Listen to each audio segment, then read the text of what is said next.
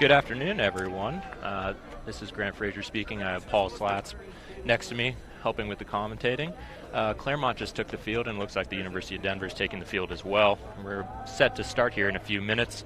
I just want to welcome you all to the 2018 NSCRO PacWest Region Championship Final at Claremont College in Claremont, California. This event features 4 of the top small school college rugby clubs in the country: Angelo State University from San Angelo, Texas, California Maritime Academy from Vallejo, California, the University of Denver from Denver, Colorado, and of course the Claremont Colleges, which are hosting this event, and they're the defending NSCRO national champions. The winner will earn a place in the NSCRO Champions Cup National Championship, scheduled for April 27th and April 29th at Life University in Marietta, Georgia. Now, we just want to take a quick moment to thank thank Brandon Johnson and the Claremont Colleges for bringing this championship event to this beautiful campus. We have great weather today. I think it's probably in the low 70s, sunshine, few clouds, a little bit of wind, perfect rugby day. Definitely, Grant. Now, as we're looking to kick off here, do you want to take a moment and talk a little bit about your keys to the game for the University of Denver? I do. So I think for the University of Denver, probably the biggest thing is to stay calm, stay level-headed, stay within themselves. You know, they're facing a Claremont team that, again, is the defending national champions. They're very, very experienced, and, you know, they have some dangerous players, so they are going to score. So it's going to be key for the game for Denver when Claremont does get a score to not get intimidated and stay within their pattern and stay within themselves. So we'll see if they weather that early storm that Claremont usually has. Definitely, Grant. And the ball is carried by Abe Asante forward. It looks like Claremont will look to push it out wide. A mishandled carry there. Taken in by Brendan Mcdonald, who's the captain for the Lions. The Lions probably looking to clear it here. Nice run off the edge by Rodrigo, number 6. Oh, looks like the ball's knocked forward. We'll see. Yep. A little knock there. So maybe a few nerves to start out. I'm not sure about the University of Denver, but Claremont has not played in, I think, 2 or 2.5 weeks now. So no, Grant. Claremont's had this time off for a little while, and so they've been practicing for the past 2 weeks. They beat Azusa Pacific University to earn a spot in this playoff, and so they've had a little bit of time to recover from certain injuries. You're getting a few players back, but we'll see if they can kind of shake off some of that early rust that I'm sure they have with not getting full speed contact for 2 weeks. Indeed. And, you know, I think for Claremont, going to the keys of the game, one of the things that we always take pride in is our scrums. Scott Bracken, one of our coaches, who is an All-American and also an Eagle, coaches the scrum, and big point of pride for him. So let's see with this first scrum if Claremont can kind of impose their will on the University of Denver.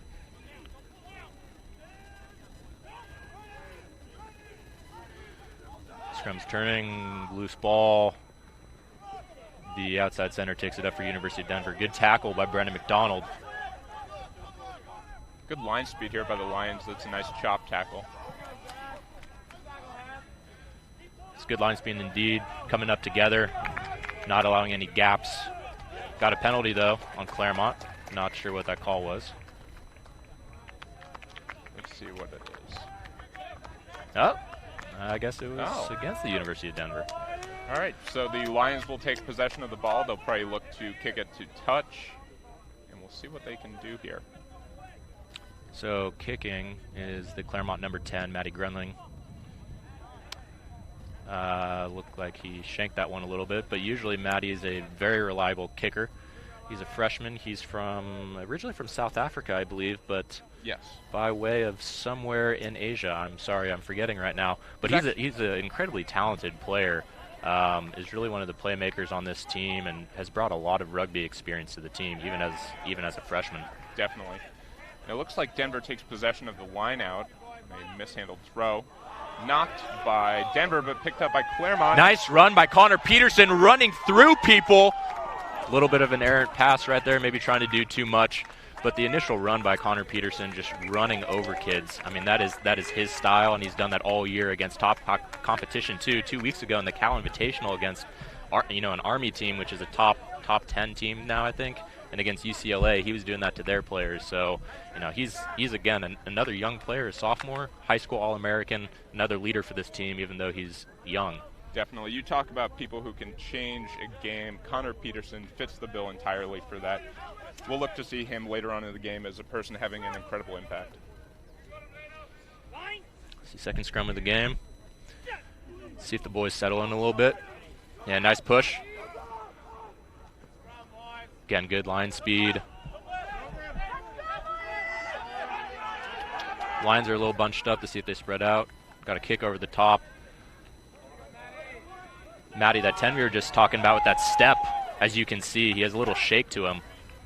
But again, the line's a little loose with their ball handling here. A lot of balls on the deck to start the game. Yep, and that's something you can't afford to do in any playoff game. You want to make sure you're securing the ball and getting good phases.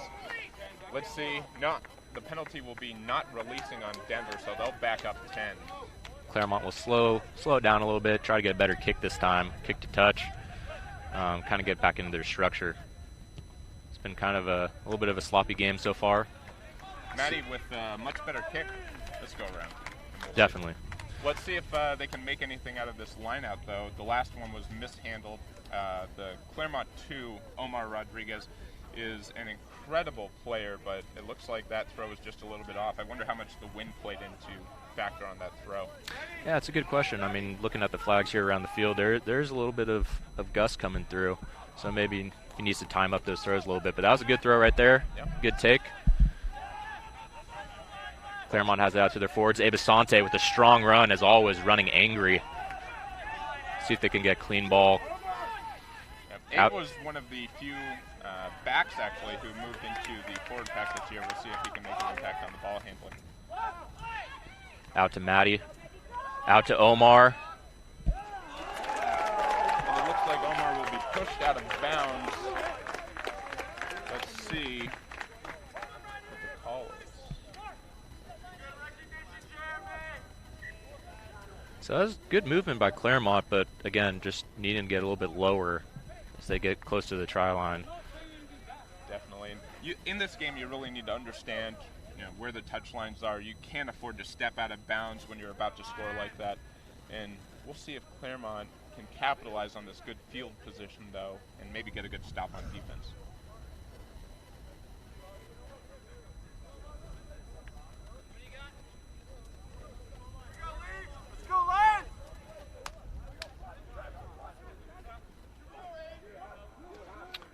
A little bit of an errant throw, but well taken by University of Denver. They're going to call that not straight. So the ball will be Claremont's for a scrum. Let's see. Grant, you mentioned Scott Bracken's influence on this team. It really is felt in this scrum. He, as you mentioned, he was a former All-American prop, and he does a really great job of coaching these guys. Let's see if they can make something out of this good field position right now. This is probably an opportunity for a cage right here, right? I think you're right. Let's see if they can turn it.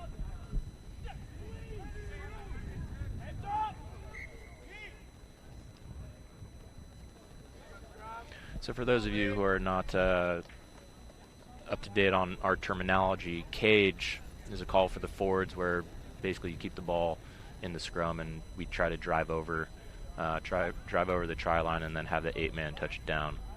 So that works when you have a very strong scrum that can get some good movement. Let's see if Claremont can get that movement here. It's the second time the scrum has collapsed. Looks like it'll be a penalty to Claremont. Quick tap. Out to Brennan Mcdonald, the captain, taking it up strong. Let's see where Bobby Chewy, the 9, goes with this. I think he's going to go to the forwards. He does. Probably be a good idea to stick with them. Got some very athletic runners up there. Just inching their way closer and closer to the try line.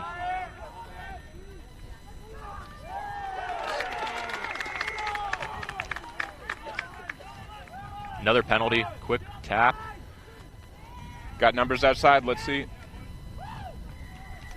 And there we go. Try number 1, and I think that was Matty Grunling. I believe you're right, Grant. That's his first try of the day. But definitely is not his first try of the year. If you followed at all our first game of the year, first regular season game, Matty actually scored 45 points and was named the freshman of the week for the whole entire country. by Goff Rugby. So he is no stranger to scoring, and he also does the kicks. So he's quite the talented player. He really is. And you mentioned he actually is from Cape Town, South Africa. You know, I forget which club he had played for prior to coming to the Claremont Colleges, but just an incredibly talented player. Grew up in an incredible youth system as far as learning the game of rugby very early on.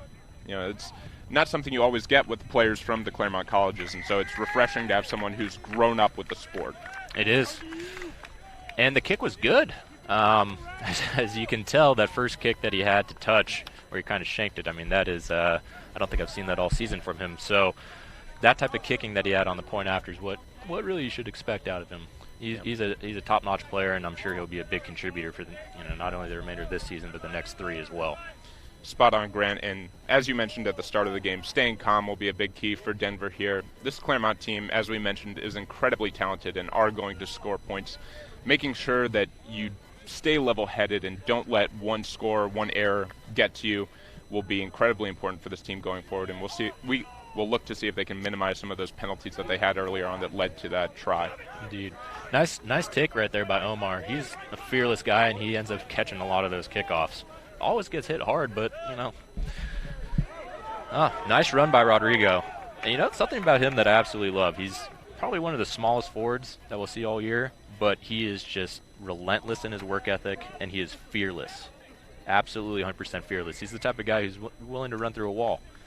That usually leads to some broken tackles and some people getting run over that are not expecting to get run over by a guy of his stature. Definitely, Grant. And as we mentioned earlier, the Claremont forward pack has actually seen a lot of movement with regards to former backs coming up and playing. You talk about a guy like Abasante, a guy like Rodrigo who used to play 9, now having positions in the forward pack. It really does attest to how good of a ball-handling club Claremont is with regards to their hands, making sure to get passes out wide. I think that's really reflected in the group of talented guys that they've got up front. And, we'll see if they can match up size-wise with Denver, but, Nice hit. I think that was Connor Peterson coming through. We talked about him earlier. High school All-American, but at a different position. He was a hooker. Yep. So he's moved out, but he has the skills. Another nice hit by number 11, Matt Sill, who's new to the game, only picked up rugby, I think, a month and a half ago. So learning quickly. And it looks like a knock for Denver, so Claremont will hold possession of the scrum. So, Paul, can you talk a little bit about how, we do have a few players who have rugby experience before coming to the Claremont Colleges. We just talked about Matty Grenling coming from South Africa. But players like yourself who don't come out until maybe their junior, senior year of college and kind of have to transition usually from football. What is that transition like? No, that's a great point, Grant. This Claremont Colleges team is made up of a lot of different individuals who have backgrounds in sport. Myself, I came from football. I played for the CMS Stags for 4 years and only decided to come out for rugby my final year, and I ended up playing one of the forward positions. I think that another big run. Sorry to interrupt you right there, Paul. And a heck of a pass out to Matty Grunling. Let's see if he can stay in bounds. It looks like he was tackled out of bounds, but again, you see the power, the absolute power of Connor Peterson running through player after player. And that's the important thing to understand is a lot of those skills that translate from football to rugby. Connor Peterson, an incredibly gifted football player as well. And so I think you're seeing a lot of those skills translate for some of these Claremont Lions who do play multiple sports. Definitely. I mean, I think what you say about 80% of the players who are on the field right now are either prior athletes at the colleges or currently play a second or third sport. Definitely. So it looks like Denver will look to throw it in. Let's see if Claremont can steal this one.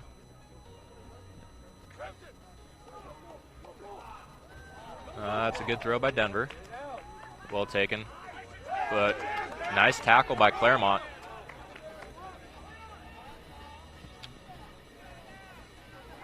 Denver kicked it forward. A little bit of errant bounce. Looks like it's out of bounds.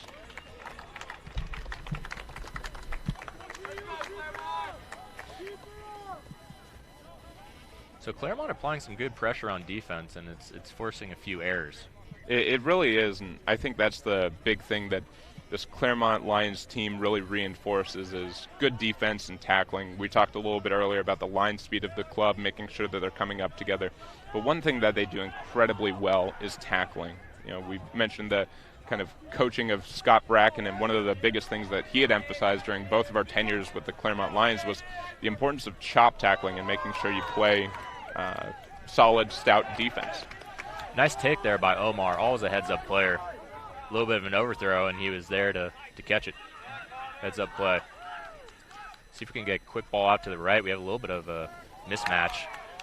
Mishandled by Matty Grunling, maybe looking to pass a little too early before he got control of the ball. Denver kicks it away, though. It looks like Bobby Chewy, the 9, is going to kick it back in turn.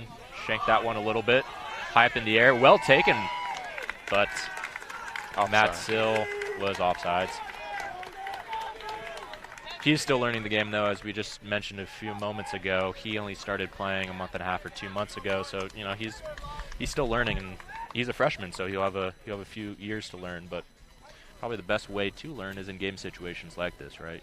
It's one thing to do it in practice and be told about the actual rule, but to actually have it happen in a game situation and have that kind of muscle memory is something all kind of completely different.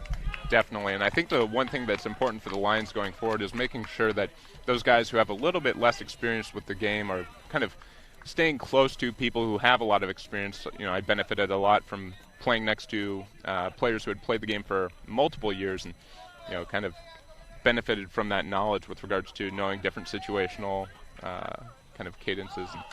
Another nice line out by Denver. They're doing a good job with that.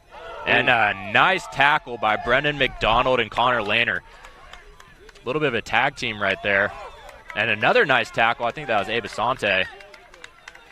Yeah, that Claremont defense is forcing Denver to go backwards, which is never a position you want to be in. No. Good line speed. I think the last 4 runs have all been for negative yardage. Yep.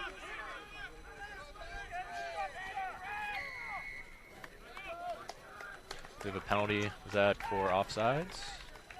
I don't know. It might have been not going through the channel. Yeah, I can't exactly see the ref right now. No. So Denver will look to kick. See if they can get it out of bounds. So when we have a little bit of break in the action, just really quickly, we wanted to bring to your attention that the Penn Mutual Life Insurance Company is proud to be the top sponsor of NSCRO. And you can learn how Penn Mutual is committed to your financial well-being and helping you live life with confidence by visiting www.pennmutual.com/rugby. We are grateful, very grateful for their sponsorship. The Lions, which have qualified for the Sevens National Championship, which will take place after the 15s, is hosted by Penn Mutual, and it's a great event held in Philadelphia, your native city, actually, so you can probably speak a little bit to that. Yep. No, the Sevens National Championship held in Philadelphia every year. The Lions will look to make a big impact there as well, but the ball is carried forward by Omar Rodriguez, who takes it off the line out. Kicked forward by Bobby Chewy, and it looks like Matty will miss the forward kick, but good tackling here by this Claremont team. Let's see.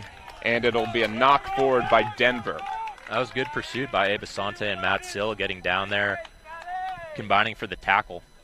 Yeah. And Grant, you mentioned the Sevens National Championship. This Lions team has an incredible lineup when it comes to their Sevens players. I believe when they went to the regional qualifier for the Sevens National Championship, they shut out every single team during their round-robin tournament. I believe they played 3 teams and beat them all by a combined score of something on the order of 150-0.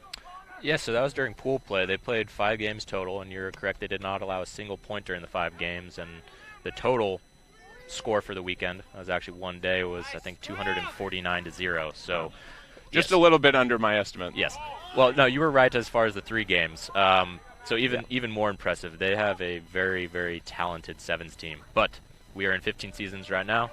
We are both forwards, so we should focus on 15s. Exactly. Highlighted or moonlighted a little bit as a Sevens player, but well, Grant, you were actually fast. I was one of the slower forwards. I wouldn't call myself fast, but deceivingly fast, I would say. Yeah, there we go. Ball's carried forward. Looks like Omar. No, I'm sorry. Looks like quick ball. Yep. There we go. Claremont has a little bit of overload on the outside. Penalty. Maddie cut back in. Another step. Let's see if Claremont can get some clean ball. I'd assume they go with their forwards right here and just try to pound it up a little bit. And it looks like they're going to do that. Carried forward by Rodrigo. Good support. See if they can get it out. Brendan Mcdonald in for the try. So Brendan Mcdonald, otherwise known as the Burley Fly Half, who's no longer playing Fly Half, is the leader of this team. I mean, there's a lot of leaders on the team. That's one of the things that the coaches preach, is that the program develops leaders, and it's not just one person kind of dictating things to everyone, but everyone has a role, a leadership role on the team. But the players certainly look to Brendan Mcdonald, and you not only played rugby with him, but you also played football with him as part of the CMS football team. Can you speak a little bit to Brendan Mcdonald, or as we call him, BMAC, to his leadership style and the respect that he demands among the players that he plays with? Well, Brendan's an incredible leader. We saw that with all of his interactions with this Claremont Lions team, where he is captaining them now. When I played collegiate football with him, he was one of those people that you just kind of relied upon. And I touched a little bit earlier on people you really want to stay close to if you're looking for guidance. Brendan's one of those guys for this team. You really want to kind of hang out near him. He always knows where to be, and that's just one kind of important facet of his skill set. But, Brendan, incredibly talented, wonderful with the ball, carrying it forward, and just a guy who's made of, steel. You literally do not want to see him when you're carrying the ball forward. He is the last guy who I would want to be playing rugby against today. Definitely. Very physical player. I think he led the SCIAC, which is our football league, in tackles 2 years in a row as a middle linebacker. He was a tackling machine and a very, very physical player. Definitely. He speaks with his shoulders. He's actually while he is a very charismatic guy, he definitely he leads by example, and that's his actions speak. Ball carried forward by Rodrigo here. Looks like Claremont will look to kick it out of touch. And speaking of Brendan Mcdonald, kicks it forward. Great kick. Brendan's one of those guys who you wouldn't expect to have a leg on him, but will probably have an incredible impact on the team as far as needing to kick the ball to touch. I think that, that's just another kind of aspect of his skill set that plays into his talent on the field. Definitely. And while that was a great kick, I think he had lacked a little bit of field awareness. He was outside of the 22, so that's why the ball is coming back. If he was, I think, about a meter or two back from where he kicked it, would have been a good play, but one of those. Well, nobody's perfect, Grant. No, but Brendan is pretty close. Yep. Next time. So well taken again by Denver. I don't think they've lost a single line out so far today. Definitely not. Denver's looking to maul here. They're getting decent push forward, but this Claremont team's done a good job of stopping them. And Denver gets the ball out. Nice hard run by their. He's wearing 13, but it looks like he's playing 10. Bad throw there. Loose ball. Surprisingly, not a knock-on. And Denver will kick it out wide, and it looks like it went out of touch.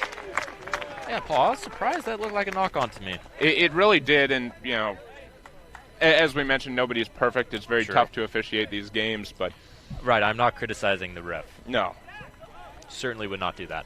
Today at center we have the long-suffering Rocky, as he referred to himself. Not sure if his last name's Balboa, but... From your hometown, right? Exactly. All the Philadelphia references today. While I'm at it, trust the process. Yeah, exactly. So when we have a moment here, I want to thank another one of our sponsors, Rhino Rugby. Rhino Rugby is the official NSCRO equipment and ball supplier, and NSCRO thanks Rhino Rugby for their support of small college rugby by providing the Rhino Vortex Elite match balls and referee jerseys. To outfit your team with equipment, apparel, and balls that facilitate improved performance, go to rhinorugby.com.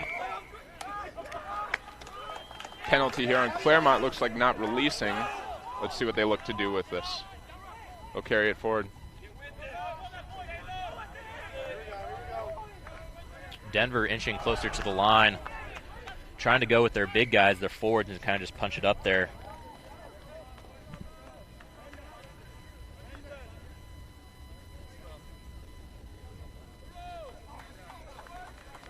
So it looks like we'll have a scrum.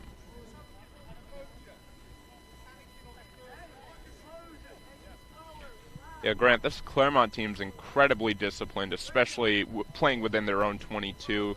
One of the things that they've emphasized throughout the season is making sure to stay blue. That's something that they used as a kind of calming mechanism, staying, relatively in the zone and not letting situations like being trapped within your own 22 affect them mentally. So let's see if they can take it out here. And a great run by Connor Peterson. Again, just running through people. I mean, he runs angry. He's a very nice kid, but he runs like someone did something bad to him. He is great kick by BMAC. Beautiful kick. That time he was inside of the 22, so the ball will be coming up. Yeah. Narrowly avoided a small child, so good job, BMAC, on not ruining someone's day. Yeah, exactly. But good clearance kick. Again, like you said, staying in the blue, especially when there are high stress situations like being backed up that far. So that was a good job by Claremont of relieving a little bit of stress. Playing good defense and clearing the ball.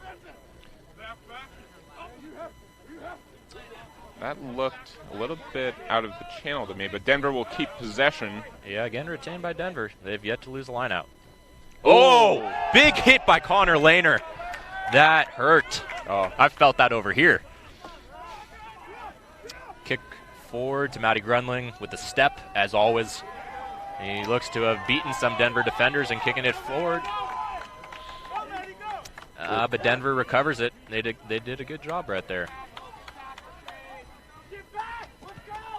They try kicking it forward. It's blocked, but retained by another Denver player. They will look to relieve some pressure here and kick it forward themselves. They do get a little bit of pressure relieved right there. Not the best kick, but did get it out. Exactly, and in close games like this, field position really is the most important thing with regards to making sure you're putting yourself in those good positions to capitalize on, field position, and that's something that I'm sure both of these clubs will look to do forward today. Just really quickly, when we have a moment, NSCRO thanks USA Rugby for its support and recognition of NSCRO as an independent organization governing the small college national playoffs, as well as sharing similar goals for bettering the collegiate rugby experience. Got a nice drive going here. And looks like it's been taken to ground. Claremont's over the ball, getting it out to the backs, see if they can do something with it. Shane Pico making his first appearance of the game. He's a great story. He's a guy who's fought through a lot of major injuries, probably the toughest person I know, which is not surprising when you meet his dad, Keith. Marine, awesome guy, love him. But both just extremely tough, willing to give their body, put it on the line for the team. Great drive forward. Was that Pico? As I talk about him, as I talk about his toughness, there we go with the try, right on cue. Well, no one's more willing to sacrifice in this game than Shane Pico is. As you mentioned, this is a guy who has put his body on the line, played through multiple injuries throughout this year and the previous year, and he is just one of the toughest guys in the building as far as people who you expect to be playing on Saturdays and Sundays. Oh, definitely. I can remember 2 years ago when I was playing for the team, we were playing the Eastern Connecticut. Oh, did they not call that a try? Oh. Shocker. That hurts. Well, I'm sure Pico will have more opportunities. Ball is kicked to touch by Denver, and it looks like they will have a line out. So it appears we are about 30 minutes in. Score is 12-0 right now if you're just joining us. And it will be a Denver lineout. They've yet to lose one today. They have not. So, Grant, outside of the lineouts today, has there been anything else that's really impressed you about this Denver club so far? They've done a pretty good job when Claremont's put a lot of pressure on them and got close to the try line. For the most part, they've done a good job of tightening up their defense, stopping Claremont's forwards, and relieving pressure like they did right there. So, Claremont usually is pretty good about converting opportunities, but so far today put a lot of pressure and come away with not as many points as I think they would like. Yeah, this Denver club sure is doing a good job with regards to situational awareness, making sure that they understand the importance of playing within their own 22 and what that means as far as needing to get the ball to touch and just kind of playing to their own advantage, making sure they can get the ball out. Definitely. Throws made by Omar Rodriguez, carried forward by Brendan Mcdonald, and it looks like he'll get the ball to Connor Peterson. When you're looking for a big run, you usually look to those two guys, Brendan McDonald and Connor Peterson, and of course, looking for a big run, and both of them show up. Definitely. Omar will carry it outside, given to Shane Pico on the edge, running through people. Nothing new there. Yeah, I'm sure Shane isn't too happy about the score being denied to him earlier. He'll probably look to capitalize and get another one. Fake by Jeremy Seau, and he is in. 2 nice ball fakes. So Jeremy is another foreign player who has quite a bit of rugby experience. Again, a freshman. So, that's the cool thing. The program is not built around you're a senior, you're the leader. It's all different types of guys can contribute in different ways. And I know, even though I'm not playing this year, from what I've heard, guys like Jeremy and Maddie who have the rugby knowledge, more senior players will defer to them and take their knowledge and really soak it in. So that's something that's very cool. There's a lot of respect among the players. Definitely, Grant. And I think one of the most important kind of parts of the Claremont system is just that it removes everyone's ego. Nobody's too big to have someone come up to them and say, hey, you might have considered doing this instead of that. And it really makes for a good environment as far as being able to learn from those players who do have more experience in particular situations, which, I'm sure Maddie and Jeremy do have as far as experience goes. Definitely. So, talking about University of Denver again, you asked me what they've done well, and I do think that they've, for the most part, done very well when Claremont's gotten inside the University of Denver's 10-meter line of kind of tightening up and playing good defense and relieving pressure. The University of Denver, I think, now has threatened Claremont twice within Claremont's 10-meter line, and they have not converted. So, it's not the University of Denver's not creating opportunities to score. It's just a matter of whether they're going to be able to convert on those. Connor Peterson again, just throwing people off of him. Got a penalty though. University of Denver is going quickly. They're number 13, a great player, very athletic, taking it up. We have another penalty. Not releasing. Looks like University of Denver will go quickly again. And they're making some good ground.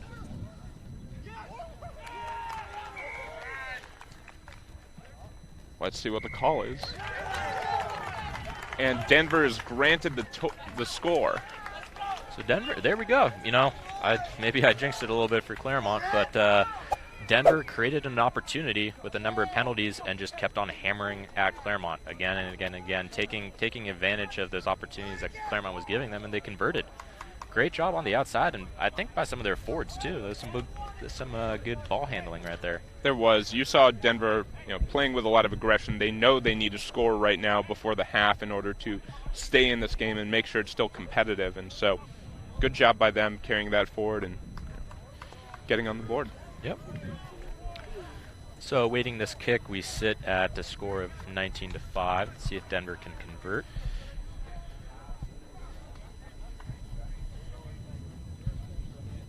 Their number 9 kicking, I think it's Ben Jones. And he misses that kick.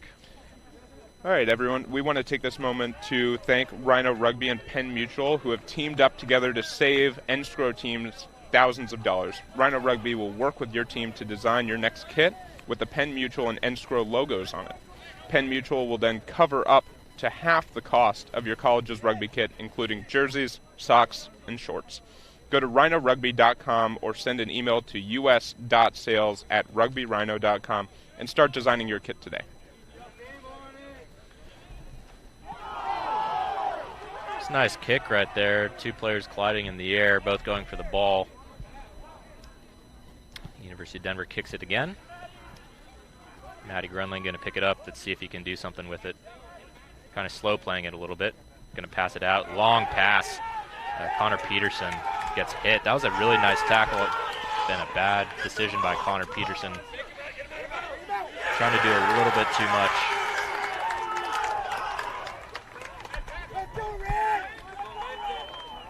That was a great passage of play by the University of Denver. Penalty on them, though, on that last series. It was a penalty at the very end, but as far as the pressure that they put on Connor Peterson, I don't think he saw their players coming. Maybe a little bit of an ill-advised pass. It was a very long pass across the field. So Claremont has to be careful with those. That's the type of ball that could get picked off and taken to the house. Kick does not find touch. Is taken by the Denver number 11, James Comerford.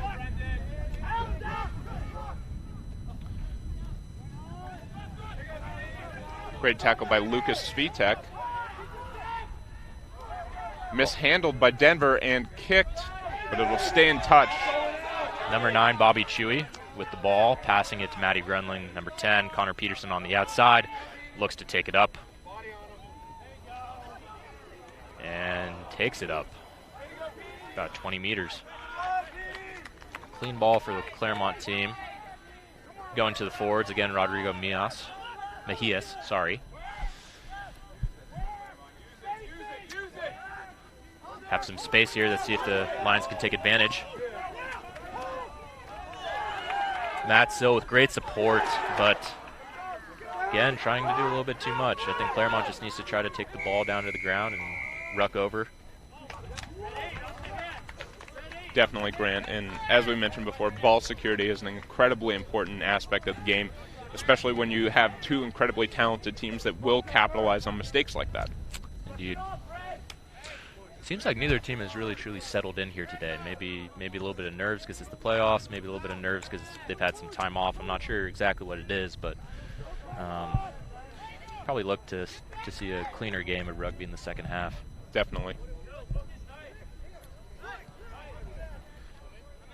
So Grant, being a former forward yourself, has there been anyone in the forward pack for Claremont who's impressed you particularly today?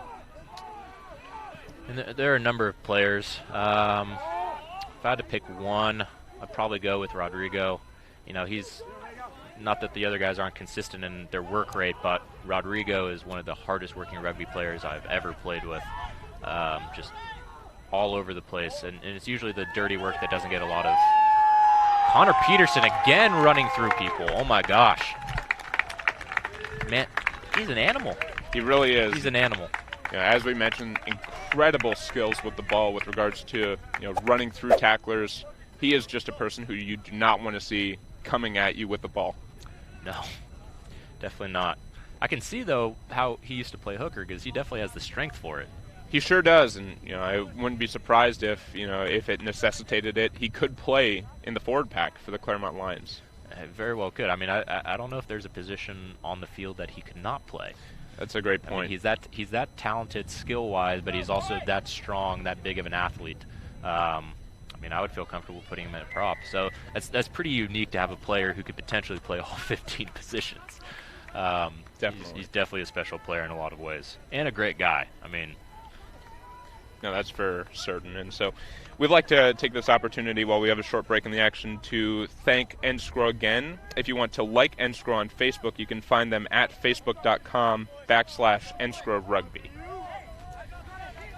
They've really done a good job with their Facebook in the last year or two. There are a lot of great updates there, news stories, developments on how NSCRO is growing as an organization and the things that they're doing to help student athletes. They sure have. It's well worth the follow. Ball mishandled by Lucas Svitek. It looks like there's a penalty on Claremont. I think it might have been obstruction. Yes. See what Denver decides to do here. Most of the game they've gone with quick taps, but this is a pretty good opportunity for points. And it looks like they will go for points. Well, you really need to capitalize on any chance you can to get points up there, especially in one of these games where you know that the momentum may swing one way or another, and if you have 15 minutes that goes particularly poorly, you can be back in it and that 3 points can make a really, really big difference down the line when you're staring at the last 20 minutes of the clock. Definitely. So with the first attempted conversion, I guess the only attempted conversion for Denver,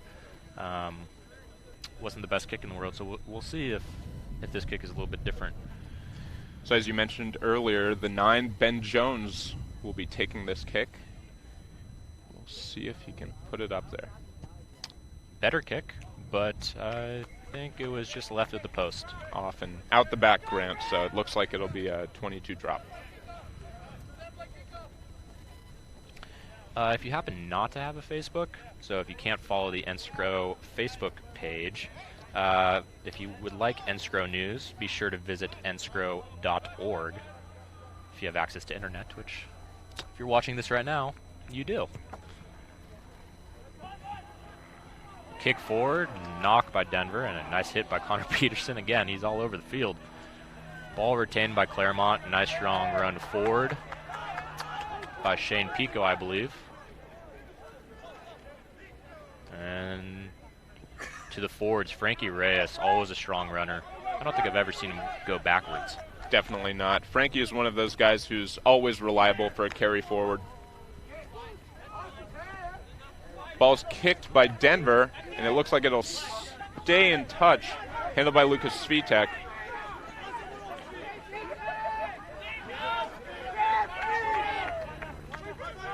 It's a heads-up play by a forward being back there.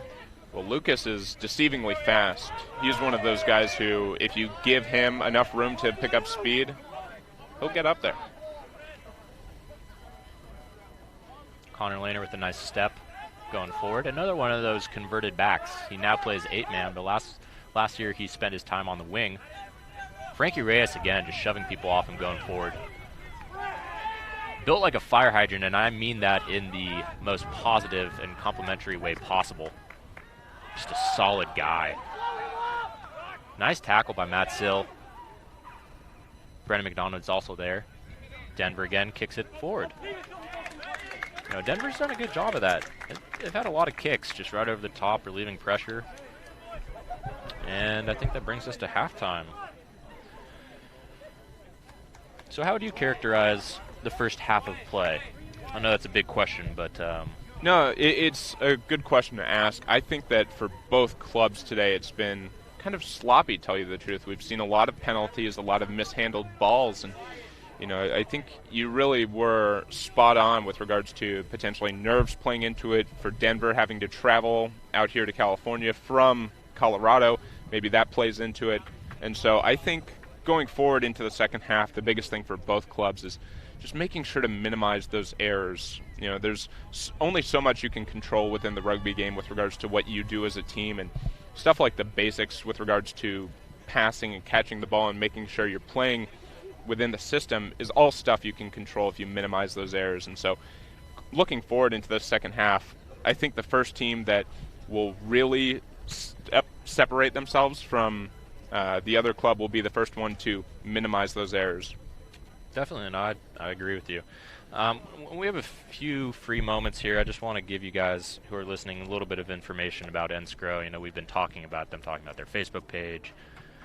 Obviously, they're the organization that this competition is run under. But those of you who are not familiar with NSCRO, just here's a little information. So since 2007, the National Small College Rugby Organization, otherwise known as NSCRO. Hold on, I'm going to wait here just because we have a plane going overhead. There we go. So NSCRO has been at the forefront of fostering and developing small college rugby programs in the United States. NSCRO is a non-profit organization dedicated to providing services to small college rugby programs that raise the profile, image, and benefits of collegiate rugby in the eyes of school administrators. Comprised of nearly 400, that's a lot, men's and women's college rugby clubs who participate in more than 30 leagues, NSCRO provides an opportunity for those programs to showcase their abilities to a broader audience with a chance at a national title and ranking. Along with recognizing club and player success on and off the field, the increased visibility NSCRO creates has led to improved school support, greater on-campus interest in rugby, and growth in financial support and alumni involvement. NSCRO creates a great small college rugby experience for all involved, the players, coaches, fans, family attending, everyone. NSCRO provides responsible leadership, a well-matched competitive structure, and a highly effective administration. I can back all of that. I mean, I've had an unbelievable experience with NSCRO. I have friends who have played for D1 programs, St. Mary's, national championship or national champion team the last few years. I've had friends who have played for Cal, and there's been a lot more turmoil at the D1 level as far as the administration goes and the playoffs go than there have been with NSCRO. And that's pretty amazing when you think about how young NSCRO is as an organization and how they have a few more limitations as far as we don't have as many programs that are varsity level, so there might not be as much funding and there might not be as much visibility.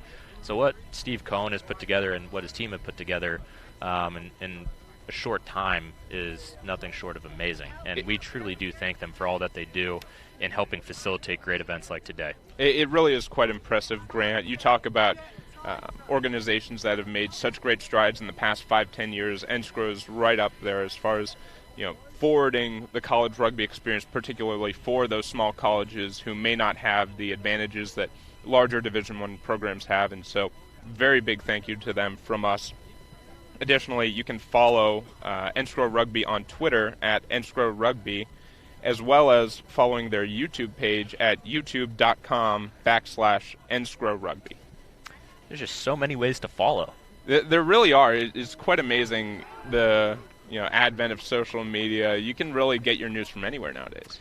Yeah, it is pretty cool. I mean, there's many avenues to being informed. Yeah. And make sure you go to at NSCRO Rugby, nowhere else. Yeah, you don't want to find yourself looking at some fake news. So, Paul, I have to ask, do you have a Twitter? I regrettably do.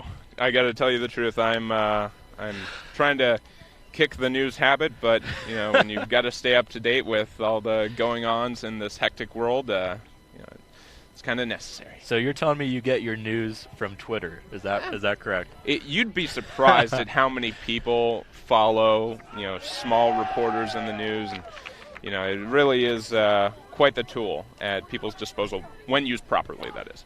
No, you know what? That's a good point. That's a very good point, especially for someone like yourself who has a pretty time-demanding job. If you're trying to get your news in bite-sized bits, right? You don't have enough time to read, all the different newspapers that there are every single day. Something like Twitter might be a valuable resource. It might just be, and goes to the message of NSCRO as a whole, finding a way to organize all these small colleges so that you can, really get all of that news from one really credible source and have it all there for you if you want to follow any of these small college teams. I really like that, Paul. You're just bringing it back. Always. You're always about the big picture and having perspective, and I love that about you. I wish we had an opportunity to play together. Yeah. One of my biggest regrets, not playing next to Grant Frazier. Folks, for you guys at home who don't know, Grant Frazier was the captain of the Claremont Lions rugby team for 2 years. What was it? 3 years. Oh, wow. Well, that goes to show how much I know about the history of Grant Frazier. But Grant was an incredible leader for the program. Really, you talk about people who have made an impact over the past 3-4 years that prompt success. Jeff Bezos, for example, says when they have a good quarter, it's not because of the work they did that particular quarter, it's the work that they did 3 to 4 years beforehand. And I really think that's reflected with the work that you've done, Grant, with regards to bringing this program up to speed, recruiting players from other sports to join like myself. And I just want to thank you for everything you've done with regards to the program. Paul, as always, far too nice and building me up to be more than I actually am. But that's very kind of you, and I appreciate that. Biggest thing for me, I'm traveling here today from Arizona. You came from LA. The program means that much to us. We want to spend our Saturday here. I'm not getting paid to do this. It's just it's cool that we still feel the connection even though we're gone. And I know that we have alumni, I'm assuming for both schools, all around the country who are spending their Saturday watching this game, and they could be doing other stuff. So it's small college rugby and just rugby in general. It's a unique camaraderie and a unique culture where I was speaking with an alumni who's 30 years out from Claremont College. I don't think he's an East Coast guy, and I don't think he's been back here for the last 20 years. But he's watching today with his family.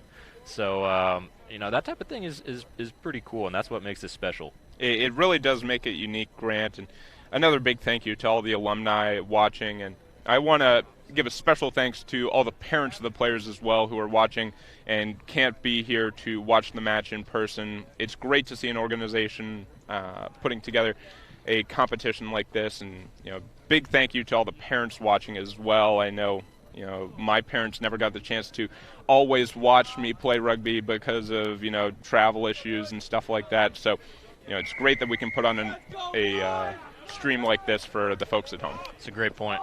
Well taken by University of Denver. Their number 4, I believe that is Liam Burrows. Ball out to their 10, but wearing number 13. Nice kick forward. It looks like the ref. I was paying attention to the kick, not the ref, so I'm not sure what the penalty was, but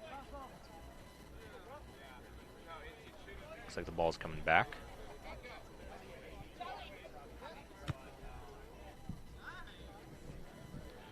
It was a good start to the second half, though, for the University of Denver team.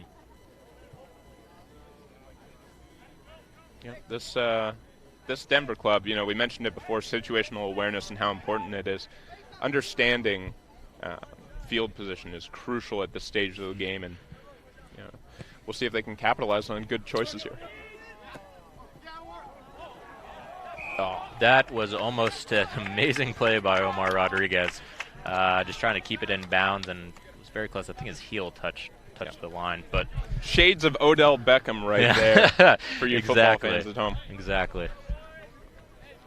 Omar, although he's a junior, sadly this will be his last year at the program because he's leaving for a special, is it an engineering program? Yes, Omar is doing a 3-2 engineering program, and I believe he's accepted to USC, so he'll be making the trip down to Central LA.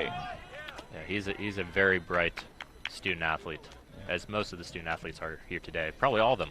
Definitely. You go down the line, we've got in front of us a list of majors, and the smarts of both teams here today is absolutely incredible. You talk about people studying, economics, mathematics, computer science, engineering, psychology. All these students are incredibly gifted in, aspects both on the field and beyond. Talking about brilliant, Paul.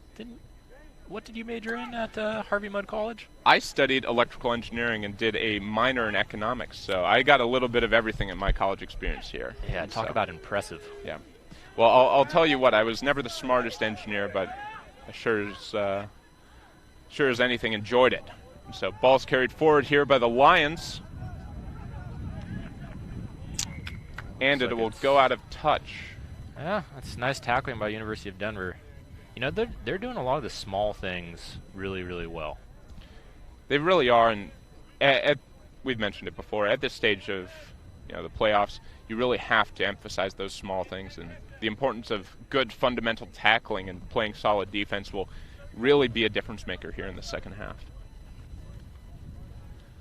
Ball will be thrown in by Denver. Let's see if Claremont can contest. Yeah, a little bit of an errant throw, tapped back by Claremont. Connor Lehner takes it up. Takes 2 guys to take him down. Quick ball by Bobby Chewy. Abraham Asante with a quick cut inside, running a little high, and it looks like he lost the ball, but regained the ball. Yeah. It looks like he dropped that one backwards, and so no whistle by the ref. Out to Matty Grunling, and then to Frankie Reyes, showing the ball skills out to the backs. Great hands out wide. I think that was Matt Sill again. He's been a great addition to the team.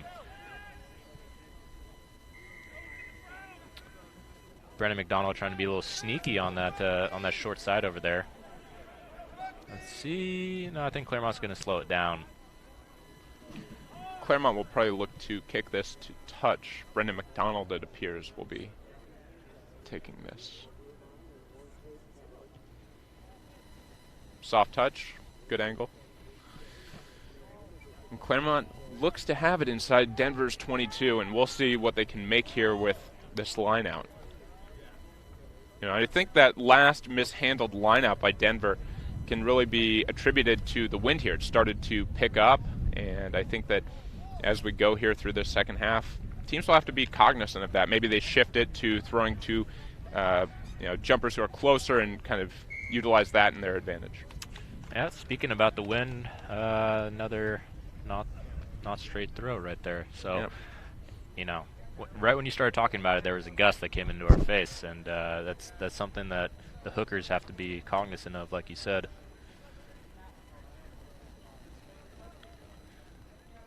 So let's see here. It looks like Denver will be throwing it in.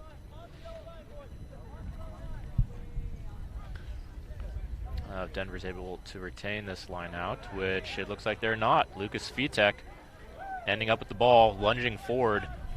Great job by Lucas there. Claremont carries it forward. Frankie Reyes, I think. Is that Frankie? Yeah, that's big Frankie with the score. You talk about someone with incredible rugby skills. Frankie is actually one of the captains for the Claremont Lions team for the forward pack. Incredibly talented individual. He actually played center back in high school for a state championship winning team, and so we mentioned the ball handling skills of Claremont, and I really think that shows with what Frankie's been able to do today. I 100% agree. And really quickly, we have 2 subs for the Claremont team. We have Matt Sill coming off. I think Robbie Weisenfels has taken his place.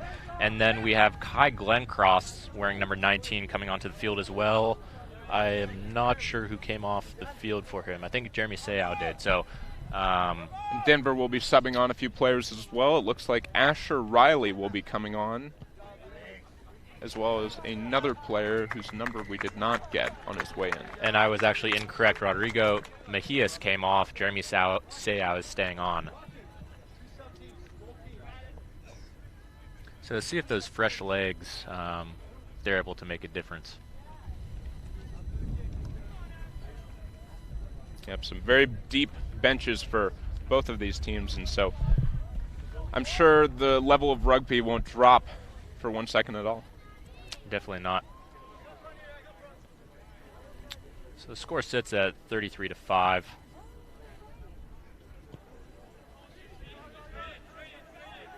About 7 minutes into the second half here, which has been quite a bit cleaner than the first half of play, so that's good to see. Ball out. Oh my gosh, Connor Peterson. When are people going to learn to go low? Yeah. Just another very, very strong run.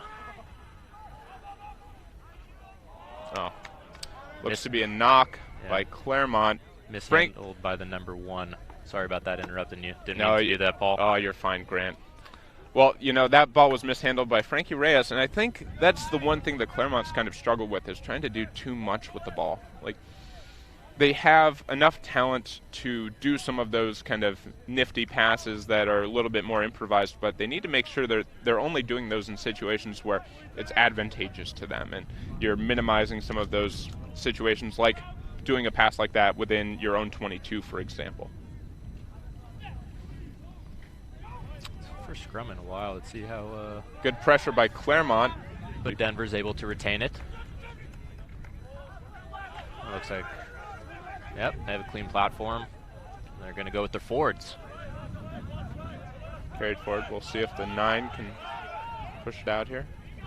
It's a nice run by one of the forwards from Denver. I couldn't catch the jersey number, but that was a nice, hard, strong run. Penalty on Claremont. They're going to get back. Doesn't look like Denver's pushing the tempo too much. No. And that last carry was by Connor Cavanaugh from University of Denver. And so, talented set of forwards for this University of Denver team. Haven't seen too many errors as far as the forwards carrying the ball. I've been pretty impressed by what they've done so far. Yeah, they're pretty technically sound. Let's go! Very few errors. Yeah. This Claremont team has just been dominating the scrums, though. I think that Denver's been fortunate enough to get the ball passed through a little bit earlier on and kind of avoid getting pushed back, earlier on. And so, let's see what Denver can make of this line out, though. So the first jumper, good take, brings it down. Claremont does a good job, though, of stopping their momentum. It's out to the Denver backs.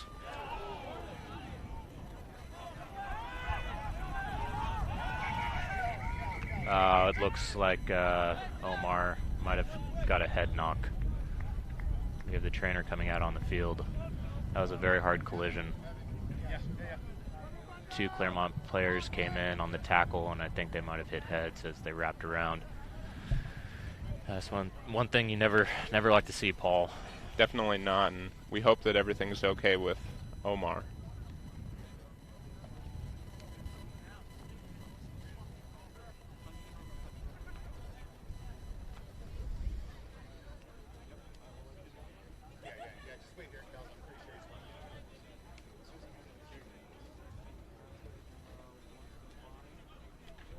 We have 2 players down, actually. I did not see Shane Pico as well.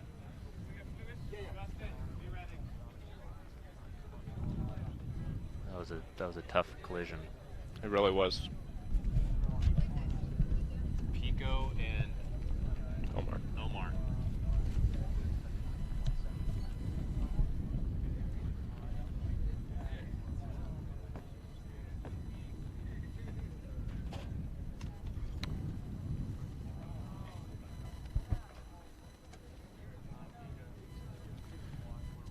Sorry, if you'll just bear with us here, we want to focus on if the players are all right. We're going to step away for a moment.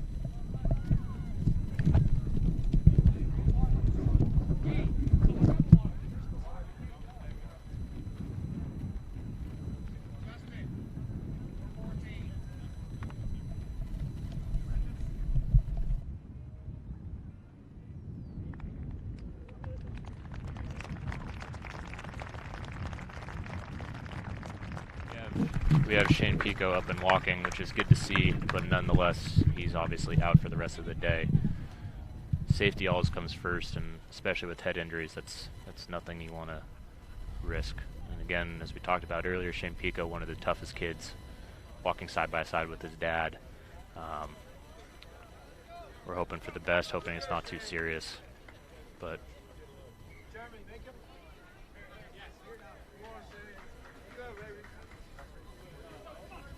those are 2 players you definitely don't want to be on the field without for Claremont. We hope for everything being all right with both Omar and Shane. So it looks like Chris Kellaway, number 16, has come onto the field along with number 22, Justin Blankson Phipps, come in as replacements. We will get you updates regarding Pico, Shane Pico, and Omar as soon as we have them, but I think it's quite obvious that they're out for the rest of the game today and for the weekend as well.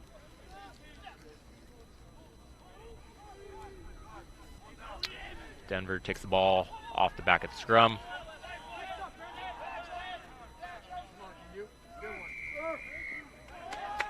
Penalty against Claremont. I think it was with the counter ruck right there. Denver takes it quickly. Hard hit by the Claremont defense, though.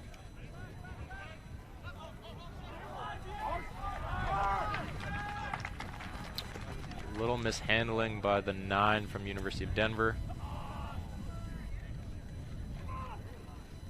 Oh, we have another player down. This is not good. it looks like it's Abe Asante, but he is up and walking. I think he just got the wind knocked out of him. Yeah. Came up hard, made a good hit. Sometimes you get a shoulder to the chest and it kind of takes the air out of you. Takes a minute to get your breath back. It really does, but Abe, always tough, back in there for the scrum.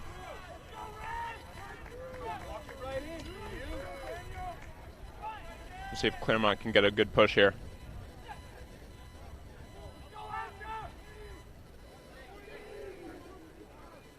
Held even.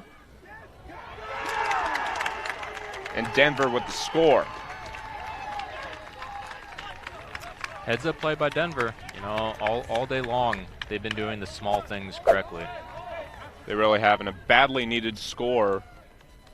Although looks like the center judge is maybe debating that call. There's a little bit of indecision here. Let's see what happens.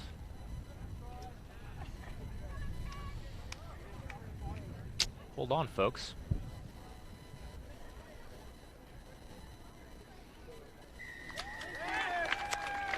Try is granted. And so Denver will look to kick for 2 points here.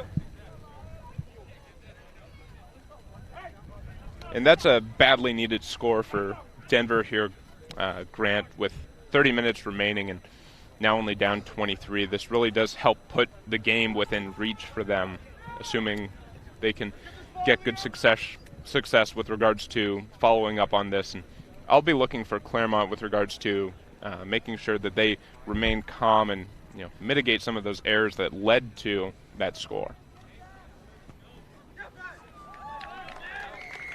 Kick is good by Denver. That brings our score to 33 for Claremont, 12 for Denver. So Denver closing the gap a little bit, and Claremont struggling here with a few players either getting knocked out of the game or a few players that look like they're playing with, maybe at 80 or 90%. So let's see if Claremont side can kind of re-energize themselves and get themselves back into their pattern. So Grant, putting yourself in Jeremy Ognall and Scott Bracken's shoes, what would you tell the team right now as far as what they need to do to make sure that this last 30 minutes goes the way of Claremont?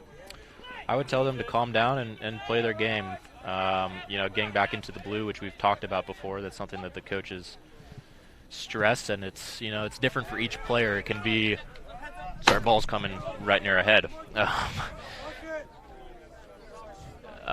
Going into the blue can be something as simple as thinking of your happy place, and helping calm yourself down. Our coaches always say, if you're frantic, you're not going to play within the pattern. You're not going to play well. If you're calm,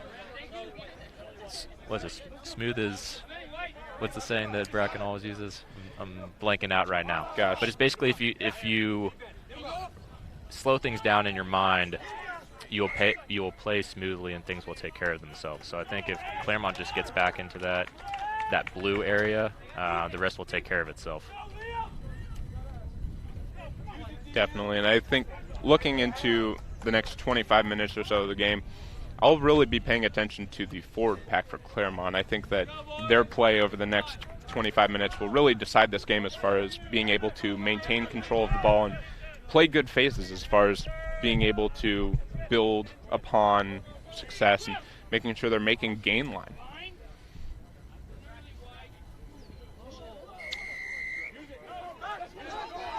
Penalty against Claremont.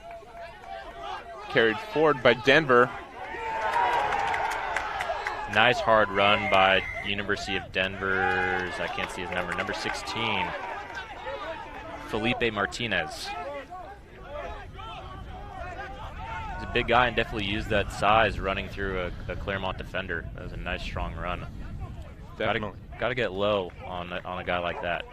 Yeah, we talked early on about the importance of good fundamental tackling, and one of the things that Scott Bracken preaches is the concept of chop tackling and making sure that you're taking out the legs of someone who may be a little bit bigger than yourself so that you mitigate any forward progress that they might have. So, looks like Denver will be taking the line out here. Let's see what they can do with this.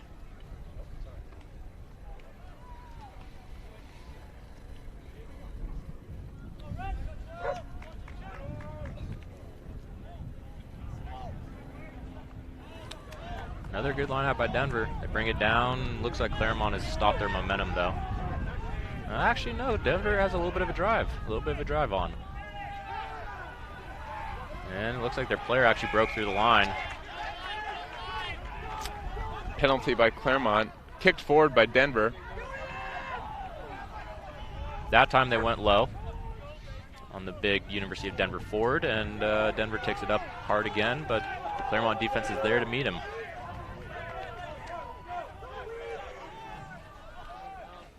Nice tackle by Brendan Mcdonald. Yep, great goal line defense here by Claremont.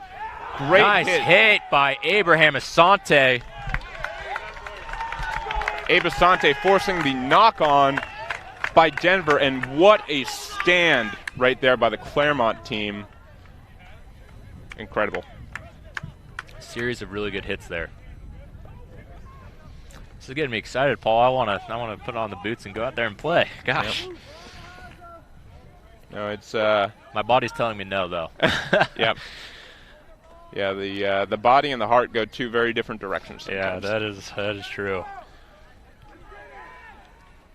So let's see how Claremont can handle the scrum. As we mentioned, Omar Rodriguez subbed out for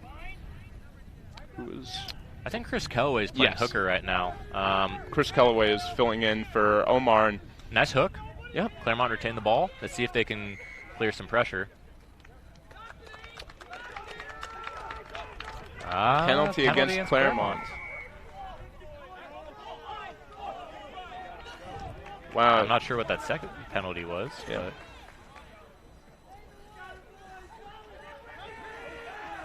But nice stop by Claremont against the big forward from University of Denver. Nice hit again. Claremont defense is tightening up a bit. But another penalty against Claremont, so Denver will have another opportunity. I'm guessing they will continue to go with their big forwards. Shipped out wide by Denver and broken through. University of Denver with the try. They're closing the gap here. Claremont looks a little bit frantic, a little lost. And Denver's taking advantage. They're doing a really good job. Got to give credit to them. That's for sure, Grant. And we mentioned earlier on believing that the first team that would be able to mitigate those penalties would have some momentum going into the second half, and Denver's done just that.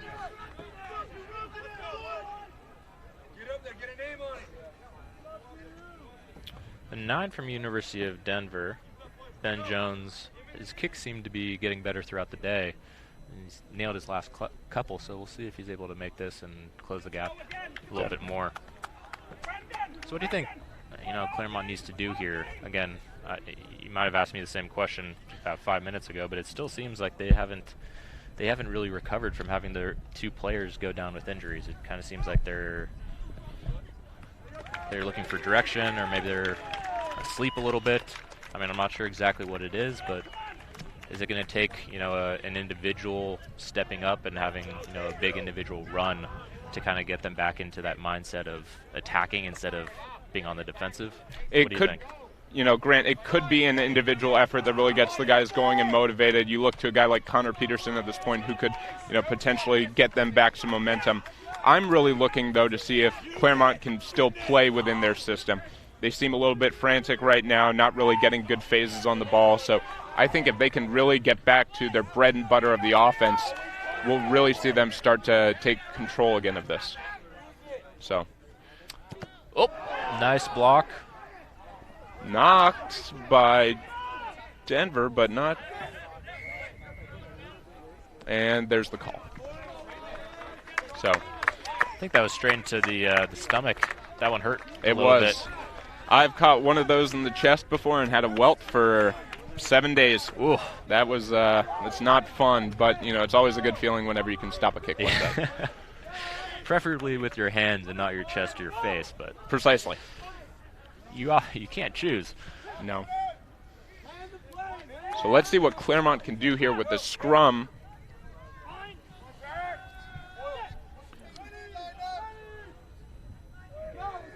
Claremont retains the ball.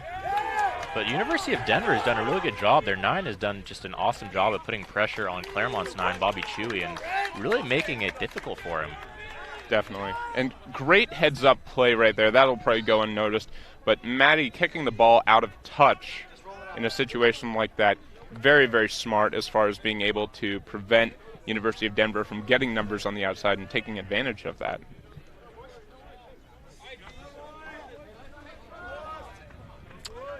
Denver's put in here. Let's see if the new hooker, Chris Kellaway, can steal one away. The University of Denver, again, doing the small things correctly. I don't think they've lost one of their put-ins all day long, even though they've been under a lot of pressure. And again, they retain the ball, and they kick it forward. Matty Grunling will have an opportunity to, there we go. A few steps. Let's see if he can get some support. Ball's out to Brennan Mcdonald, who gets it out to Connor Peterson. Nice step inside.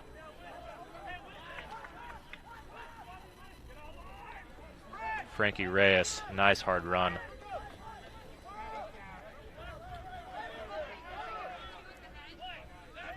And a hard run by Chris Kellaway. Brennan Mcdonald takes it up. It looks like Claremont's a little bit out of their pattern. They're not exactly getting set up all that quickly, which is okay right now. They can slow it down a little bit, but and that's a penalty on Claremont. Trying to do a little bit too much, but that was a good passage of play.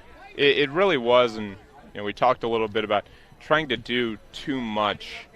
Claremont really has to understand that when you're down in Denver's 22, you can't afford to have a mental mistake like that where you're carrying it after you've been tackled. And you want to make sure that you can retain possession of the ball. Another mistake, unforced error by Claremont. Usually the very sure-handed Connor Lehner. There's a little knock on there. And Claremont looks to be bringing on some subs here. Looks like Max Sickinger is Sickinger will be coming. Who did he just come on? Oh, Brennan Mcdonald has a little bit of a blood sub. Okay. He'll look to get that closed up and come back on the field. Claremont definitely needs his leadership. That's for sure. But Max will be filling in for the time being.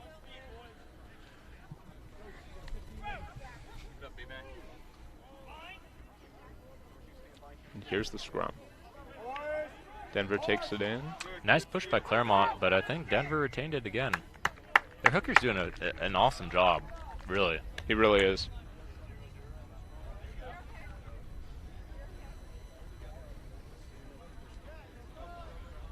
The scrum set up again.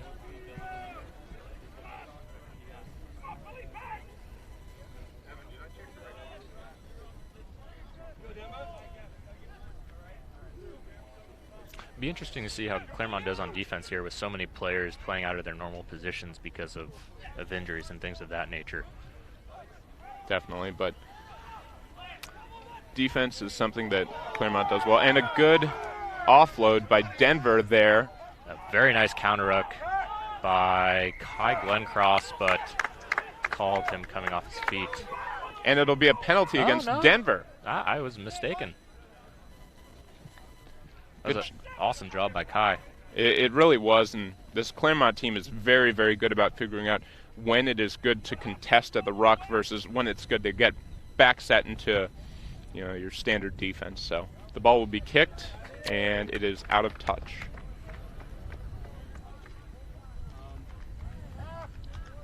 Yeah, I think it's okay that Claremont's slowing things down a little bit right here. Problem is they've been a little bit too frantic, so if they're able to slow things down and that helps them get back in their rhythm and catch their breath a little bit, I think that's a good thing for them.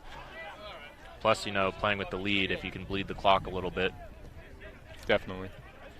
Let's see how this lineout goes. And good contest by University of Denver, and they come up with the ball and kick it forward again. And it looks like Brennan Mcdonald will be coming back on. It's taped up now. So Max Sickinger. Gosh, terrible with names. Max will be coming off again. So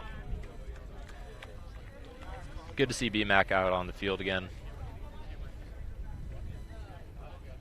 Definitely. He's a leader that everyone looks to. Yeah, as we mentioned, Claremont will be looking to him as far as being one of those decision makers in this final 15 minutes.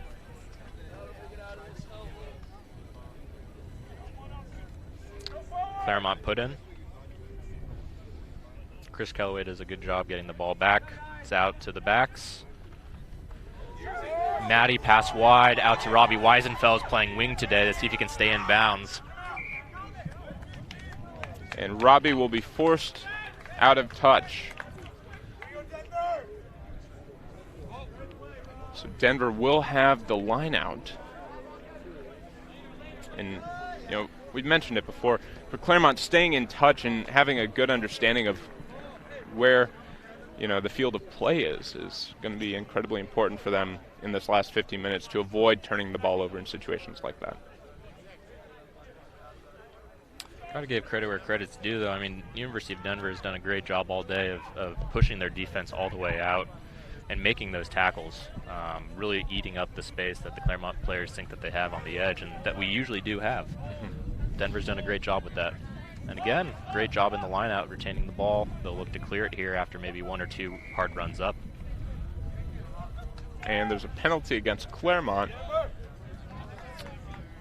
So now University of Denver will definitely look to clear it. Yeah. Probably headed our way, Paul. Should probably be alert here. Always alert, Grant. And it's a little over our heads. Yes, it is. Yeah. Always have to be aware whenever you're at a rugby game. Indeed. Did you ever get lifted? No. No? Too big? Little bit. Yeah. I was too big and too short. I missed out on both of those marks. Well, you know what? When I was playing rugby here, I was fortunate enough to be playing next to some pretty great jumpers. Clayton Toe and Nick Urban. Those guys were incredible. And I don't know. They had probably the best hops of anyone I've ever played with. Claremont retains that line out. Robbie Weisenfeld is going to take it up. Now passes it to Brendan McDonald, out to Kai Glencross, out to Matty Grundling, out to Connor Peterson, who takes it up. And another strong run, busting through tackle after tackle. Losing the ball. Let's see if Claremont can retain it. Looks like Denver has. Again, a strong run, but losing the ball at the end there. That's kind of been the story of the day for Claremont.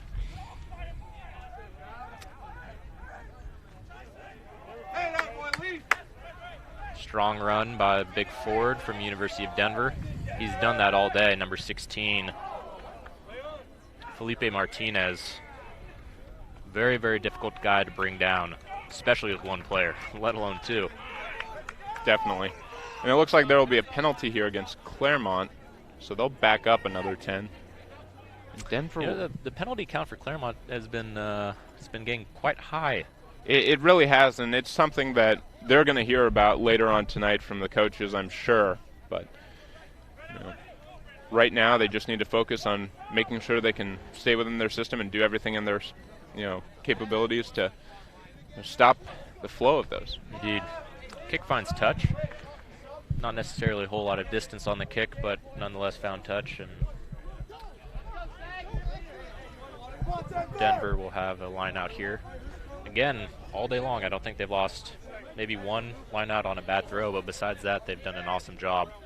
And that's usually an area of strength for the Claremont team, is stealing lineouts. So obviously the forwards from Denver are well drilled.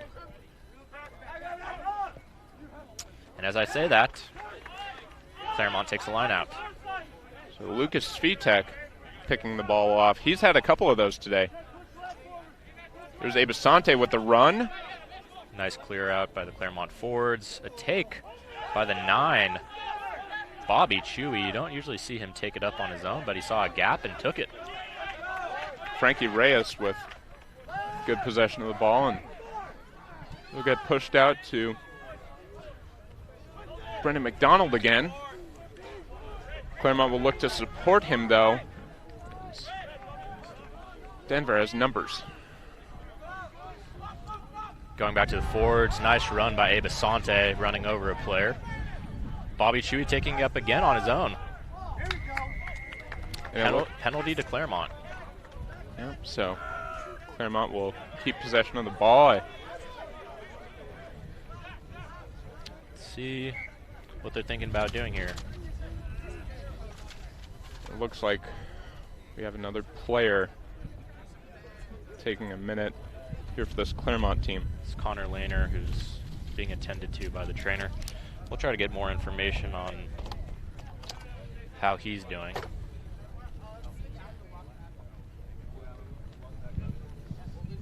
I think it was just a knock to the chest.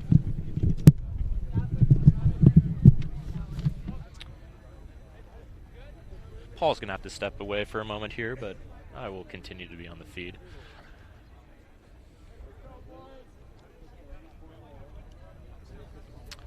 Have a few Claremont players hobbling a little bit, but nothing too serious. These are all very tough young men, and that's part of the game. Get dinged up a little bit, but looks like Claremont Scrum has retained it. out to the backs.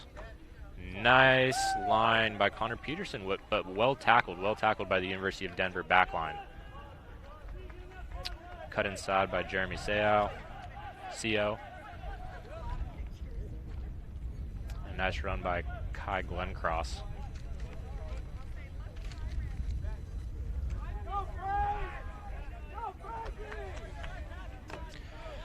So for those of you who are watching, we just wanted to give you a little bit of an update on the players, the Claremont players who were injured earlier. Omar, just precautionary, has been taken to the hospital to get checked out, but Shane is okay. He's here watching and won't re-enter the game, but he's doing all right. Claremont takes it in, and that's great to see. Frankie Reyes again. Big physical player down near the goal line, full head of steam. You're not going to stop him. No, Frankie, as we mentioned, only a sophomore. This kid is incredibly talented. He is one of those guys who you can look to rely upon in the last 10 minutes of any rugby match. It's quite amazing to have a prop who is as well conditioned as Frankie. You know, he's obviously a very, very strong, sturdy guy, but he also is in great shape, and you usually don't find that combination unless you're, at the professional level as far as prop goes. You either have guys who are smaller, who don't necessarily have the size and strength that Frankie does, or you have guys who are really big and aren't well conditioned. So his combination is pretty unique, and it's fun to watch him play, especially, me being a prior prop, and you've done a little bit of propping. A little bit. Very, very short period of time, but Frankie is one of those guys who also, and it looks like Frankie will actually be coming off right now, but one of those guys who plays football as well and just conditions himself year-round to have success at the rugby field of play. So we had two subs who just came on for Claremont. As a prop, Jack Levere just came on. I can't see his number right now. 18. And Max Sickinger, who was on the field earlier for a blood sub, has now come on as a reserve. Number 21. Max taken down there, but Claremont will look to possess the ball. Let's see what they choose to do here.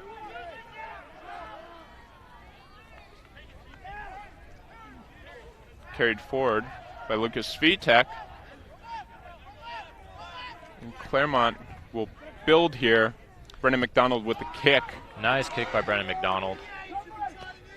Denver will have an opportunity here to counterattack.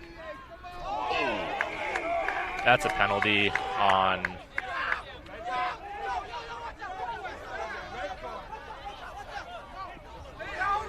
And a little bit of pushing and shoving here, Grant. I'm sure the University of Denver team here is just a little bit frustrated with Claremont being able to take some time off the clock, and Abasante will come out for yellow card. Yep. A little bit of a shoulder charge. Didn't mean to do it. Felt bad right after it happened, but nonetheless has to come off.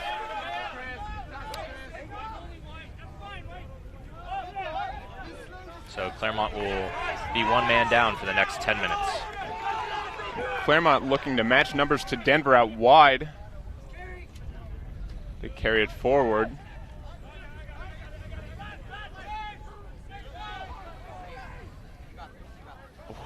Hard hit there. Nice tackling by Claremont, but Denver continues to run really hard lines.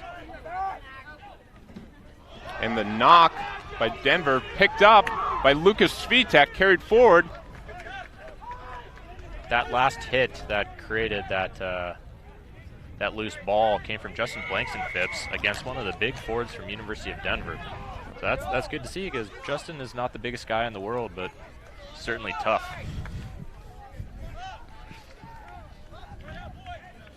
And so Claremont will look to play stout defense here as they try to ride out the rest of the clock. And Denver carries it forward. Another good line by the Denver runners. They've run hard all day long. They have, and they know that this next 5 minutes could be the last of their season, so they're putting it all out there on the line.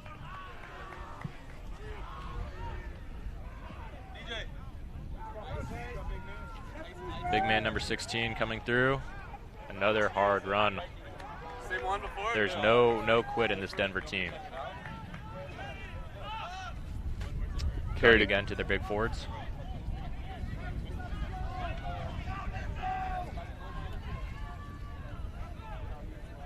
Denver will try to put it down. Let's see what they can do here.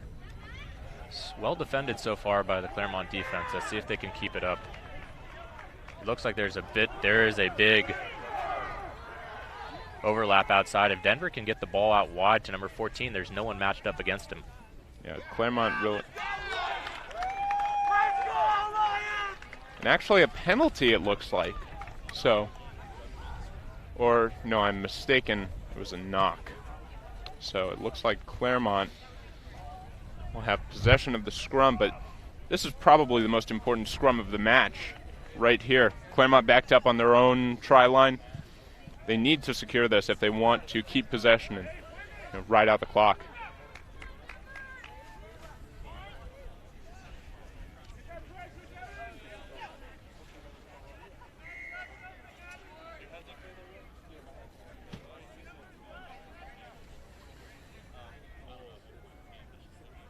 So it looks like Max Sickinger, who we talked about earlier, I wasn't sure what position he came in for, but now he's playing 9. Very versatile player. I think he can play basically any position in the backs. Definitely. And Max is one of those guys, as we mentioned, multi-talented player. He understands the game of rugby, and that really shows in his play. Ball's carried by Claremont. They're able to get outside, but let's see if they can get support here. Nice clearance kick. I think that was Matty Grunling. Great job kicking it out of bounds and taking some additional time off the clock.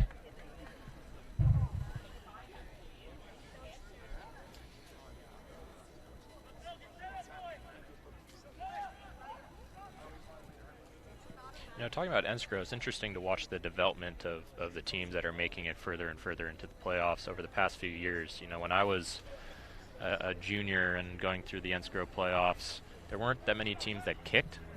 That wasn't really part of their repertoire, and it wasn't part of their strategy. But now, as the teams have become more skilled, like today, you see a lot of kicking, a lot of positional kicking, and I think both teams have utilized their clearance kicks pretty well. They really have, Grant, and I think that speaks to the level of rugby that we're seeing here today as far as understanding of the game and knowing where space is and how to utilize it. Denver has the ball out. Looks like they're going to, their 13 cuts back inside. Denver's 13 cut a little flat-footed there, but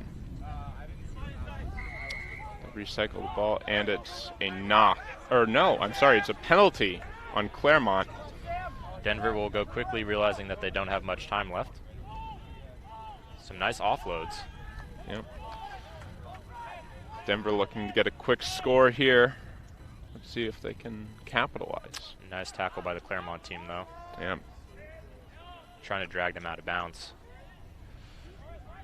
And it looks like they were able to do it.